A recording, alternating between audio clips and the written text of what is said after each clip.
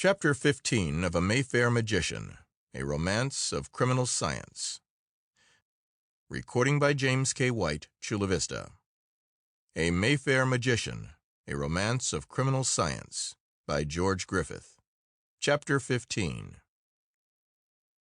Well, my dear Arnold, I must confess that this is the most extraordinary case I have ever come across in my experience, said Dr. Saunderson, when his colleague from London had given him a detailed history of the strange case of Jenner Halkine, convict and seeming miracle worker. The mask and the goggles were a good idea, I must say, but I'm thinking that we'll have trouble with them for all that.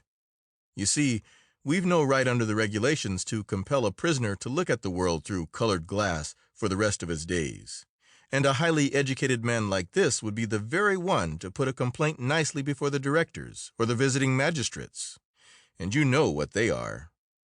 Then, you see, there's the difficulty about this story of yours. I needn't tell you that I believe every word of it, though I think the governor wants a little more convincing. But how are we going to get a yarn like that through the skulls of county magistrates, even if you could confess that this fellow has made you and the chaplain and the governor at your own place, to say nothing of the warder, break the king's regulations all to pieces? Yes, I am afraid you're right, replied the other. Naturally, it wouldn't do to say anything about that.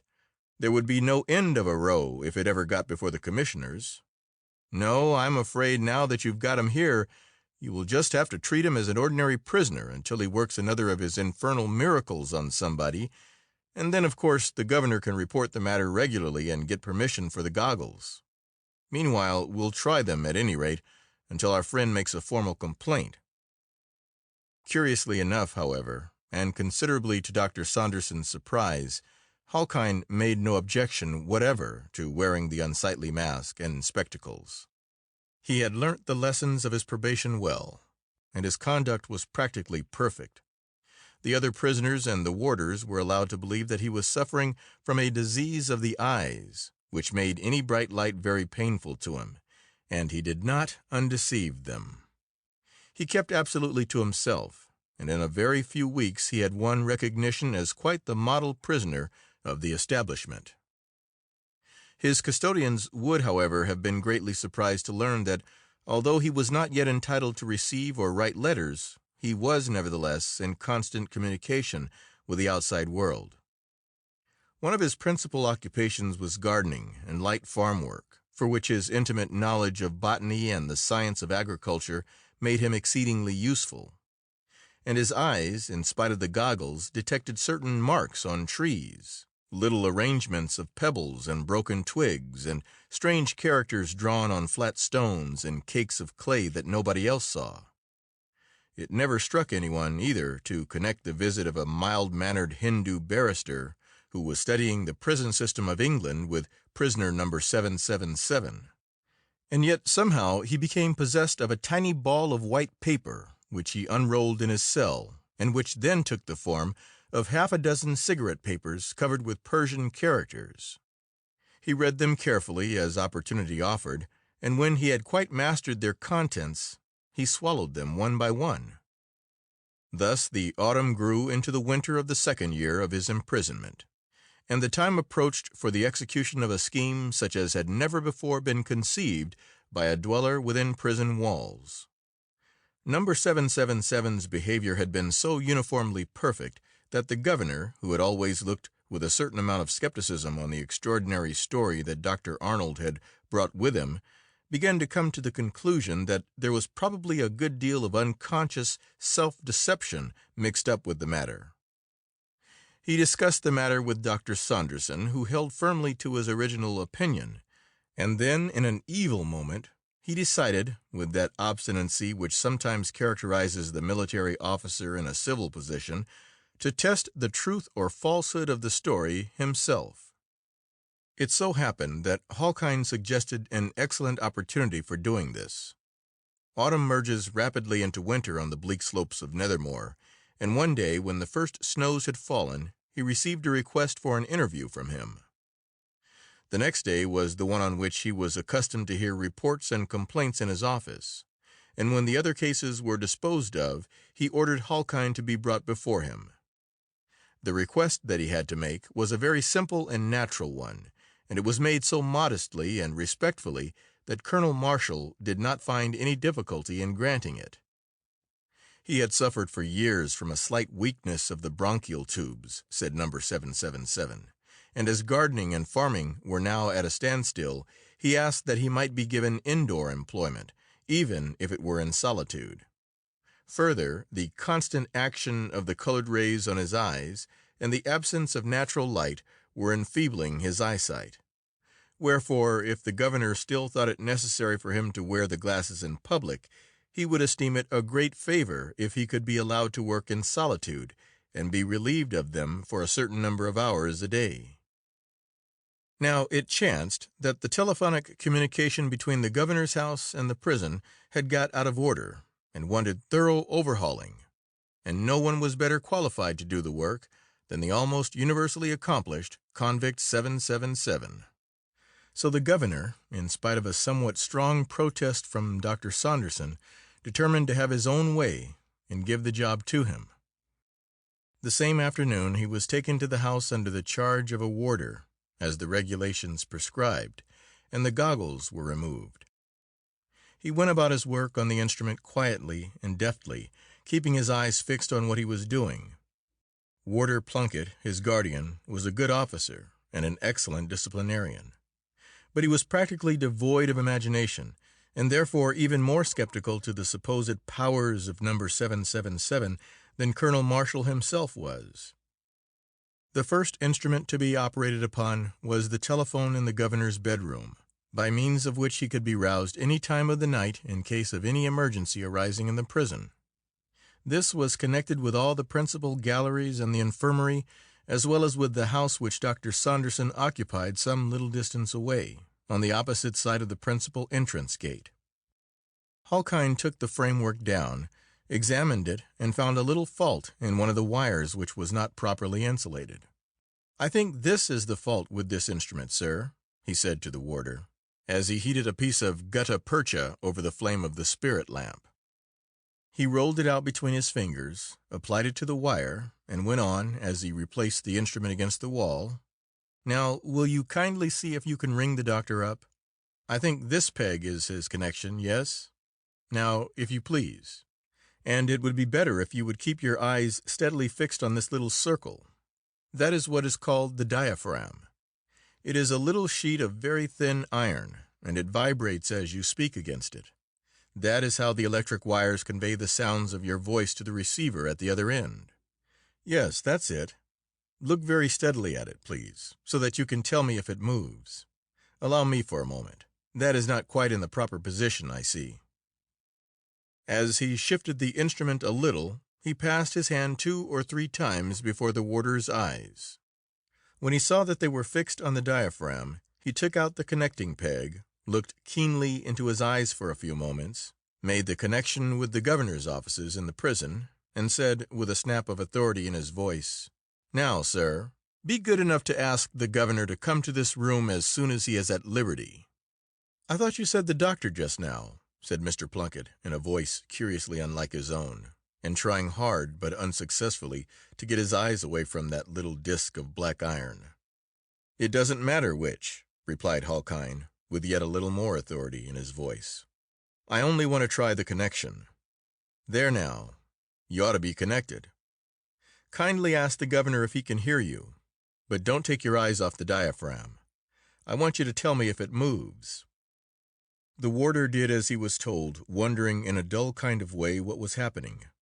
The reply came back that the governor was in his office. "Governor says he's there," said Plunkett in a dull tone. "Very well," replied Halkine. "Now tell him that he is wanted here immediately, here in this room." "But he isn't," said Plunkett sullenly. "I don't want him." "And you have no right—" "Never mind about rights, Mr. Plunkett," came the sharp reply. "Be good enough to do as I ask you. Has that diaphragm moved yet?" "No, sir. No, it hasn't. Not as I have seen." "No? Well, then, perhaps we'd better wait until it does before you call the governor. Just say, 'All right, we are trying connections, sir.'"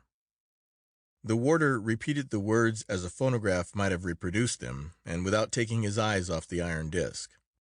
Presently the words, spoken in the governor's voice, "All right, I can hear perfectly," came over the wire. "Governor says he can hear all right, sir," said the warder, wondering dimly how it was that their positions had been, as it were, reversed. Halkine walked to the window and looked out. He saw that it had begun to snow heavily. "That will do, Mr. Plunkett," he said. "It's getting near supper time. I think you'd better conduct me back to the prison." The officer tried hard, but he could neither get his eyes away from the fatal disc nor move a muscle in his body. He just stood there, leaning slightly forward and staring with fixed eyes at the instrument. Then Halkine went up to him and measured him with his eye. He was almost exactly the same size as himself, but this he had already arranged so, by choosing the day on which he knew that this particular man would be on duty. He stepped to the door and gently locked it. Then he commenced a rapid hunt through the room. He found the governor's razors and shaving tackle, and shaved himself clean. This done, he went to Mr. Plunkett, put his hands on either side of his temples, turned his head round, and stared into his eyes fixedly for 2 or 3 minutes. His eyelids fell half over his eyes and stopped there. Then he passed his hands over his limbs, and they became supple again. "Attention!" The warder, an old soldier, stiffened up, and he went on, with a good imitation of the military tone of command. "Sergeant Plunkett, you have got the wrong uniform on. Take it off and put this one on instead. Quick now, boots and everything. I'm surprised that you should appear on parade in such an extraordinary rig. Think yourself lucky if it doesn't cost you your stripes." The officer obeyed in a wooden sort of way, and at the same time Halkine stripped off his convict garb and threw the things towards him. In 2 or 3 minutes the change was completed, and then Halkine ordered him to sit down, took a pair of scissors from the governor's dressing table, and very carefully clipped off the mustache and chin beard. Then he melted some more of the gutta percha to a fluid, mixed it with a little powdered resin, smeared it over his upper lip and chin, and with wonderful neatness transplanted the warder's mustache and beard to his own face, leaving him in the scrubby condition of a clipped convict. He put on the peaked cap, looked at himself in the glass, and waited until the gutta percha and resin, which were rather too hot to be comfortable, cooled and solidified.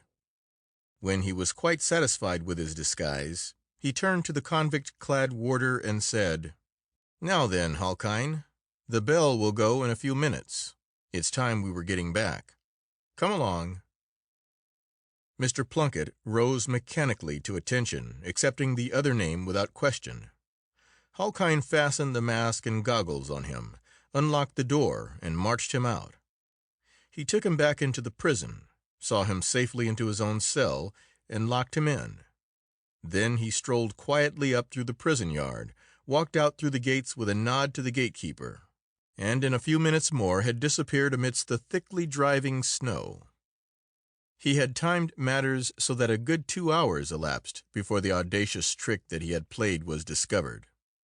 Meanwhile, the early dusk of the northern winter afternoon was deepened by the ever-increasing clouds of snowflakes, which fell quickly and softly out of the universal gray mist which covered the heavens.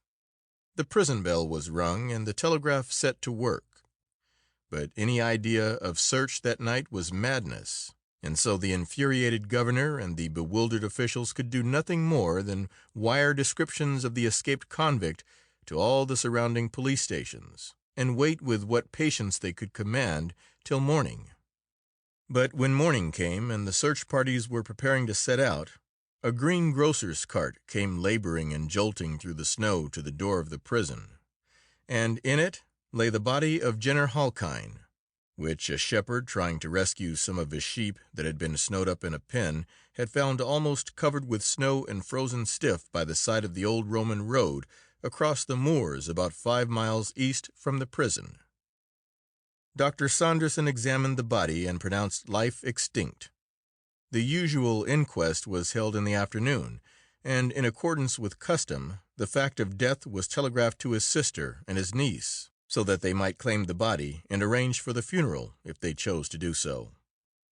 The following day, Jenner Halkind's sister, accompanied by his old friend Dr. Isa Ramal, having traveled by the sleeping car train from London, reached the prison with a closed carriage and a hearse containing an empty coffin, which they had procured from the neighboring town of Nethermoor, went through the formalities necessary to claiming the body, and took it away to the railway station. End of chapter 15. Recording by James K. White, Chula Vista.